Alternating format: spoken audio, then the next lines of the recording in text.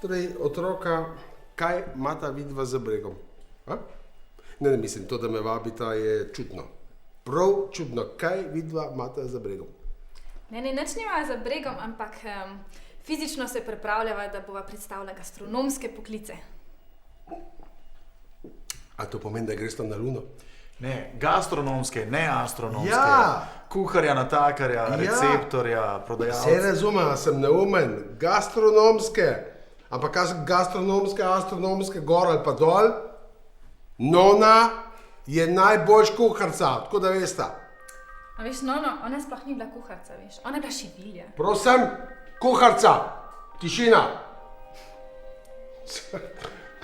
Šmrkavci.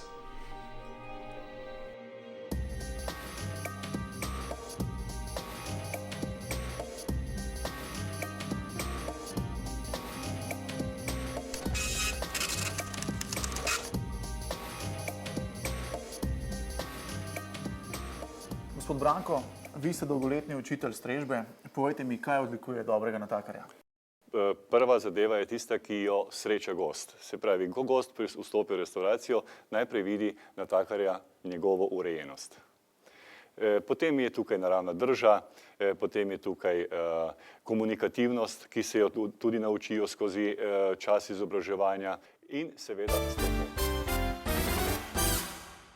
Gospa Živkovič, malo prej smo bili pri natakarjih, to je bil drugi del tega razreda. Vi pa jih tukaj učite kuhanja. Povejte mi, kaj jih vi naučite, da jih naredi boljše od nas amaterskih kuharjev? Ja, mi jih učimo strokovno kuhati.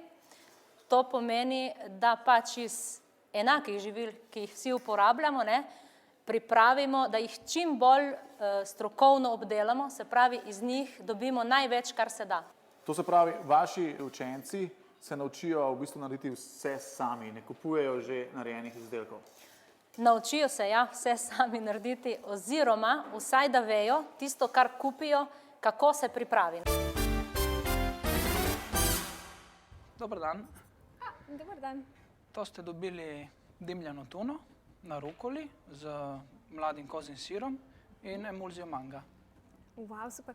Kaj pa tole vijolično zraven? To je mlada redkvica. A ima dejansko okus po redkvici? Ja. Wow. A pa vi mogoče delate tako na tem, da bi kaj novega naredili, mogoče preizkušate okuse? Se mi zdi, da zna biti to zelo zanimivo. Ja, to se je zelo spremenilo, v zadnjih časih, to veliko napredujejo te okusi, mešanje okusov, tako da je kar zanimivo zna biti. A pa kaj eksperimentirate s hrano? Tako kakšno zanimivo jed pripravite kdaj? Seveda,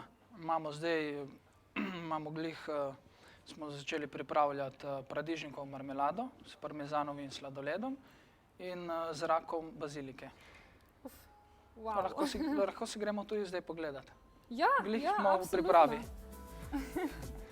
Super. Kar.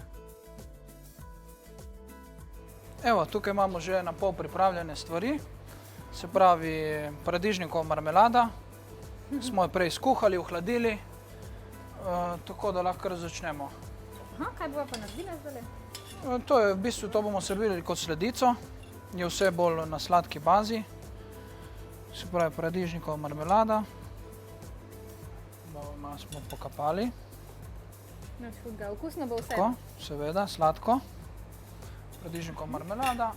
Gor bomo dali parmezanov sladoled, smo ga že prej naredili. Tako nekako.